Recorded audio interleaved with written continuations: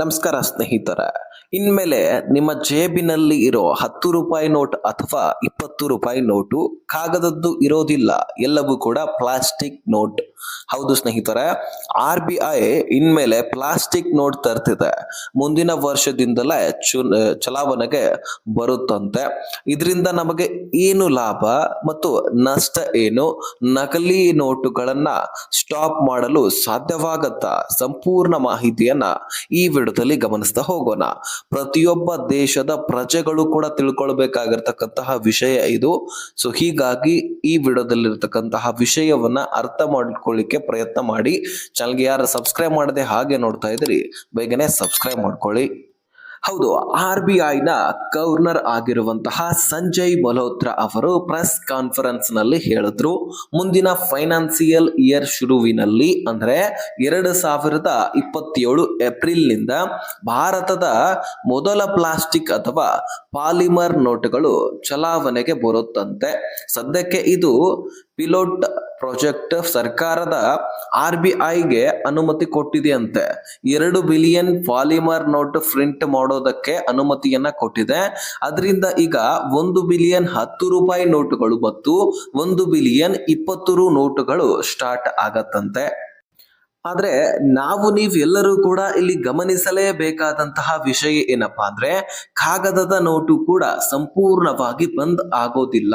Plastic ಮತ್ತು ಕಾಗದ ನೋಟುಗಳು ಎರಡೂ ಕೂಡ ಲೀಗಲ್ ಟ್ರೆಂಡರ್ ಆಗಿ ಇರುವಂತದ್ದು, ಎರಡೂ ಕೂಡ ನಡೆಯುತ್ತೆ, ಎರಡೂ ಕೂಡ ಚಲಾವಣೆಯಲ್ಲಿ ಇರುತ್ತೆ. ಈಗ ಈ ಪ್ಲಾಸ್ಟಿಕ್ ನೋಟ್ ತರೋದಕ್ಕೆ ಕಾರಣಗಳೇನು, ಯಾಕೆ ತರ್ತಿದ್ದಾರೆ ಅದನ್ನ ನಾವು ನೋಡೋದಾದ್ರೆ ಸ್ನೇಹಿತರೆ, ಮೊದಲನೇದಾಗಿ 4 ಕಾರಣಗಳನ್ನ RBI ಕೊಟ್ಟಿದೆ. ಅದರಲ್ಲಿ ಮೊದಲು ಬಾಳಿಕೆ ಜಾಸ್ತಿ. 10 ರು ಮತ್ತು 20 ರು ನೋಟುಗಳು ಕೈ ಬದಲಾಗುತ್ತೆ, ಒಬ್ಬರಿಂದ ಒಬ್ಬರ ಕೈಯಲ್ಲಿ ಬೇಗನೆ ಹೋಗ್ತಿರತ್ತೆ. ಅದರಲ್ಲಿ ಪ್ಲಾಸ್ಟಿಕ್ ನೋಟ್ ಕಾಗದಕ್ಕಿಂತ 2 ರಿಂದ 4 ಪಟ್ಟು ಜಾಸ್ತಿ ಬಾಳಿಕೆ ಬರುತ್ತಂತೆ. UK ನಲ್ಲಿ 5 ಪೌಂಡ್ ನೋಟು 1.9 ವರ್ಷ ಇದ್ದಿದ್ದು ಪ್ಲಾಸ್ಟಿಕ್ ನೋಟ್ ಮಾಡಿದ ಮೇಲೆ, ಅಂದ್ರೆ ಪ್ಲಾಸ್ಟಿಕ್ ನೋಟ್ ಮಾಡಿದ ಮೇಲೆ 4.8 ವರ್ಷಕ್ಕೆ ಏರಿಕೆ ಆಗಿದೆ. 2 ವರ್ಷ ಬಾಳಿಕೆ ಬರುವಂತಹ ಒಂದು ಕಾಗದದ ನೋಟು ಅದನ್ನ ಪ್ಲಾಸ್ಟಿಕ್ ಆಗಿ ಕನ್ವರ್ಟ್ ಮಾಡಿದ ತಕ್ಷಣ 5 ವರ್ಷ ತನಕ ಬಾಳಿಕೆ ಬರ್ತಾ ಇದೆ ಸ್ನೇಹಿತರ. ಇದಕ್ಕೆ ಬಾಳಿಕೆ ಜಾಸ್ತಿ ಅಂತ ಕರೀತಾರೆ. ಜೊತೆಗೆ ನಕಲಿ ನೋಟಿನ ಕಡಿಮೆ ಆಗುವಂಥದ್ದು. ಇನ್ನು ಪ್ಲಾಸ್ಟಿಕ್ ನೋಟಿನಲ್ಲಿ ಸೆಕ್ಯೂರಿಟಿ ಫೀಚರ್ಸ್ ಗಳು ಜಾಸ್ತಿ ಇರುತ್ತಂತೆ, ಹಾಗಾಗಿ ನಕಲಿ ಮಾಡೋದಕ್ಕೆ ತುಂಬಾನೇ ಕಷ್ಟ. ಇನ್ನು ಬ್ಯಾಂಕ್ ಆಫ್ ಇಂಗ್ಲೆಂಡ್ ವರದಿಯ ಪ್ರಕಾರ ಪ್ಲಾಸ್ಟಿಕ್ ನೋಟ್ ಬಂದ ಮೇಲೆ ಅವರಲ್ಲಿ ನಕಲಿ ನೋಟ್ಗಳು 50% ಅಷ್ಟು ಕಡಿಮೆ ಆಗಿದೆ ಅಂತೆ. ಈ 2 ರೀಸನ್ ಗಳ ಜೊತೆಗೆ ಇನ್ನೂ 2 ರೀಸನ್ ಅನ್ನ RBI ಕೊಟ್ಟಿದೆ. ಅದೇನಪ್ಪಾ ಅಂದ್ರೆ, ಸರ್ಕಾರದ ಖರ್ಚು ಕಡಿಮೆ ಆಗತ್ತೆ. ಪ್ರತಿ ವರ್ಷ ನೋಟಿನ ಸೆಕ್ಯೂರಿಟಿಗೆ 5,000 ಕೋಟಿ ಖರ್ಚು ಮಾಡ್ತಾರಂತೆ. ಅದಕ್ಕಾಗಿ ಕಳೆದ 10 ವರ್ಷದಲ್ಲಿ 50 ಲಕ್ಷ ಕೋಟಿ ಮೌಲ್ಯದ ಹರಿದ ನೋಟುಗಳನ್ನ RBI ವಾಪಸ್ ತೆಗೆದುಕೊಂಡಿದೆ. ನೀವು ನೋಡ್ತೀರಿ, ಬ್ಯಾಂಕ್ ನಲ್ಲಿ ಹರಿದ ನೋಟುಗಳನ್ನ ತೆಗೆದುಕೊಳ್ತಾರೆ, ಅದೆಲ್ಲವೂ ಕೂಡ ಸರ್ಕಾರಕ್ಕೆ ನಷ್ಟ. ಅದಕ್ಕಾಗಿ ಪ್ಲಾಸ್ಟಿಕ್ ನೋಟ್ ಬಂದ್ರೆ ಈ ಖರ್ಚು ಕಡಿಮೆ ಆಗತ್ತೆ ಕಣ್ರಿ, ಇದೊಂದು ಇಂಪಾರ್ಟೆಂಟ್. ಜೊತೆಗೆ ಪರಿಸರಕ್ಕೆ ಒಳ್ಳೇದು. ನೋಟ್ ಪ್ರಿಂಟ್ ಮಾಡೋ ಖರ್ಚು ಜೊತೆಗೆ ಕಾರ್ಬನ್ ಫುಟ್ ಪ್ರಿಂಟ್ ಎರಡೂ ಕೂಡ ಕಡಿಮೆ ಆಗತ್ತೆ. ಸೊ ಈ 4 ಕಾರಣಗಳನ್ನ ಮುಂದಿಟ್ಕೊಂಡು RBI ಪ್ಲಾಸ್ಟಿಕ್ ನೋಟ್ ಅನ್ನ ತಯಾರಿಸಲಿಕ್ಕೆ ಮುಂದಾಗಿದೆ. ಸರ್ಕಾರದಿಂದಲೂ ಕೂಡ ಅನುಮತಿಯನ್ನ ಪಡ್ಕೊಂಡಿದೆ. ಮುಖ್ಯವಾದ ವಿಷಯಗಳನ್ನ ನಿಮ್ ಮುಂದೆ ಇಟ್ಟಿದ್ದೀನಿ, ಆದ್ರೆ ಇನ್ನೂ ಇಂಪಾರ್ಟೆಂಟ್ ಅಪ್ಡೇಟ್ಸ್ ಗಳಿದಾವೆ. ಅದು ಏನಂದ್ರೆ, ಈಗ ಸದ್ಯಕ್ಕೆ RBI ಇದನ್ನ ಟೆಸ್ಟಿಂಗ್ ಮಾಡ್ತಾ ಇದೆ. ಹೌದು, ಇದು ಇನ್ನೂ ಕೂಡ ಟೆಸ್ಟಿಂಗ್ ಸ್ಟೇಜ್ ನಲ್ಲಿ ಇದೆ. ಭಾರತದ ಹವಾಮಾನ, ಬಿಸಿಲು ಆಗಿರಲಿ ಮಳೆ ಆಗಿರಲಿ, ಇದ್ರ ಎಲ್ಲರಲ್ಲಿ ಕೂಡ ವರ್ಕ್ ಆಗುತ್ತಾ ಮತ್ತು ಅನೇಕ ಜನರ ಜೇಬಿನಲ್ಲಿ ಹೋಗಿ ಬರುವಂತಹ ದುಡ್ಡು ಏನಾದ್ರೂ ಅದರ ಬಣ್ಣ ಕಡಿಮೆ ಆಗತ್ತಾ, ಅದೆಲ್ಲವೂ ಕೂಡ RBI ಟೆಸ್ಟ್ ಮಾಡುತ್ತೆ. ರಿಸಲ್ಟ್ ಚೆನ್ನಾಗಿ ಬಂದ್ರೆ ಮುಂದೆ ಇನ್ನೂ ಕೂಡ ಜಾಸ್ತಿ ನೋಟ್ಗಳನ್ನ ಮಾಡುತ್ತಂತೆ.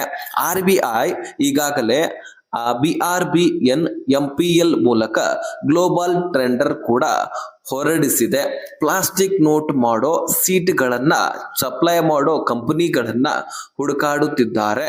ಆದ್ರೆ ಚೀನಾ ಮತ್ತು ಪಾಕಿಸ್ತಾನ್ ಲಿಂಕ್ ಇರೋ ಕಂಪನಿಗಳಿಗೆ ಪರ್ಮಿಷನ್ ಖಂಡಿತವಾಗ್ಲೂ ಕೊಡೋದಿಲ್ಲ ಅಂತ ಇಲ್ಲಿ RBI ಸ್ಪಷ್ಟಪಡಿಸಿದೆ.